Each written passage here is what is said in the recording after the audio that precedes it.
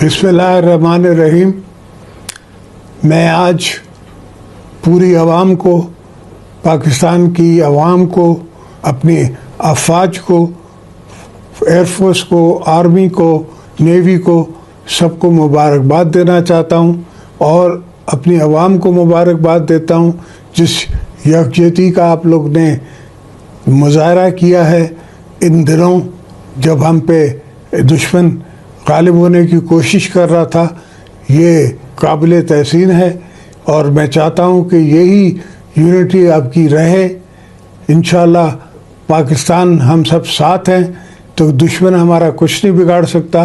और इस हमारे को जो फतह मिली है ये हमारे बहादुर फौजियों के ईमान पे, उनकी ताकत पे और उनके हौसले पे मिली है। तो मैं उनके हौसले को भी, उनकी ताकत को भी, उनकी सोच को भी तस्लीम करना चाहता हूँ। तो आप दोस्तों को ये कहना चाहता हूँ कि पाकिस्तान हमारा मुल्क है, ये धरती हमारी है और हम आखिरी दम तक इसका दिफा करते रहेंगे।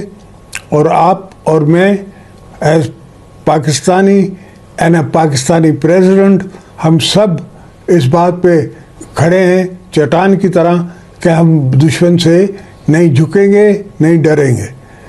पाकिस्तान पाइंदाबाद।